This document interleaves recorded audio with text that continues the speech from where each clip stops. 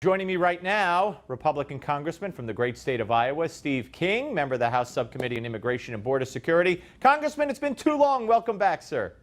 It has been too long, and appreciate coming back on your program, Steve. All right, so to me, this is the story, of the day of the election, for crying out loud. You know, those are the four charges in the letter. They also provided video, which we just played, of her contradicting herself or lying based on what Comey said about, so I just don't see how this doesn't result in perjury charges against her. Well, it sure looks like it is perjury to me. And I know that government reform people and people on the Benghazi committee, those who were the most closely related to this and watched her demeanor throughout all of this, they came to this conclusion too. And when I sat on the Judiciary Committee, we had Loretta Lynch before us. After James Comey, I'll say, publicly indicted Hillary Clinton, but recommended against that indictment at the conclusion of his public indictment of Hillary. And I asked Loretta Lynch a number of questions, and throughout the day she refused to answer or just didn't answer at least 74 times that day.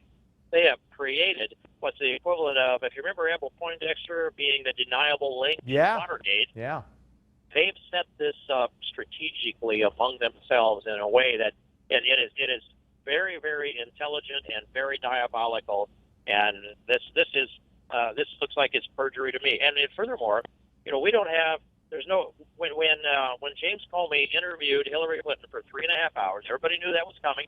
Looks like they didn't have to subpoena her, that she came voluntarily, maybe under pressure, certainly under pressure.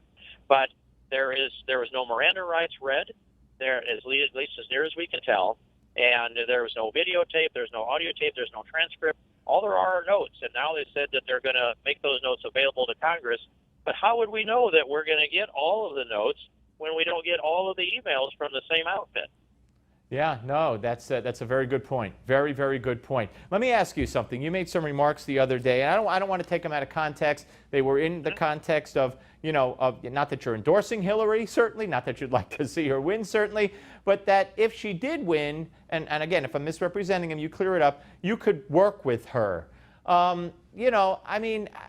Please explain those remarks, because coming from you, that to me, reading them, they were kind of stunning. Yeah, well, yes, Steve, they do need a little explanation. I appreciate the chance to do so. That was at the soapbox speech at the Iowa State Fair. I give one of those every 2 years or maybe more often than that. And I had just finished telling them about how I disagree with Hillary on almost everything that I can think of. And if she should become president, we are going to have to brace up, and we're going to have to work harder and be more aggressive to oppose her agenda. And in a later speech, I added that something that was implied, I thought, in that speech, which is we're going to have to be willing to use the power of the purse to shut off a president. And I said, so we're all going to have to be more aggressive. And then I said facetiously, I'm going to have to come out of my shell. And people laugh and chuckle a little bit at that because they think I am out of my shell. And then I said, but I didn't want to declare war on Hillary if she becomes president of the United States. We have to do the things reasonable to get the best things that we can for our country. And so I said that, as one that has sat down with her across the table when there's no staff and no press, and no spectators, just 2 of that side and 4 on our side, compelled by law, by the way, that she's somebody that can talk policy and somebody you can work with. Now, that doesn't translate into convincing her that she should be a Constitution-following, law-abiding conservative. It just means that she understands policy, and you can talk policy with her in a setting like that, which probably won't ever happen. Well, let's hope that it doesn't ever happen. Now, you've been, a little concerned. I've been very concerned about, Donald Trump's ability to express himself and run against the woman that just about any traditional Republican candidate running for president could beat easily. But you seem to say that you're a little more at ease or confident after his speech yesterday. Let me just let you hear a little bit of him talking about what he said in that speech. This airs on Fox. This is from Fox today. We're going to be naming a number of countries, and those countries are subject to change, but we're going to have extreme vetting. We're going to be looking at Facebook. As an example, they don't look at what they should be looking at. You have to get very good people, very smart people, because obviously otherwise they're going to get, will people go through the cracks? Perhaps, but it can be very, very tough. It's got to be very, very tough to come into this country. All right, so that's some of the gist of what he said yesterday. Tell me why you liked it and why you're more confident after that speech. Well, yes, and there's that component about essentially freezing or suspending immigration from those countries that are producing terrorists until we can get a better handle on it. Then he's suggesting that that better handle will be to be very, very tough. And yet he also left an exception that we probably can't get them all even if we do that. We can't screen them all. That's a piece of this. And it's an important piece, and I agree with it. But I would add to that the part that I have not seen discussed in the media from Trump's speech yesterday is, I think, the most significant part. I have not heard a single presidential candidate address this in this way, even the 17 up to the point now. We have to defeat the ideology of radical Islamic terrorism.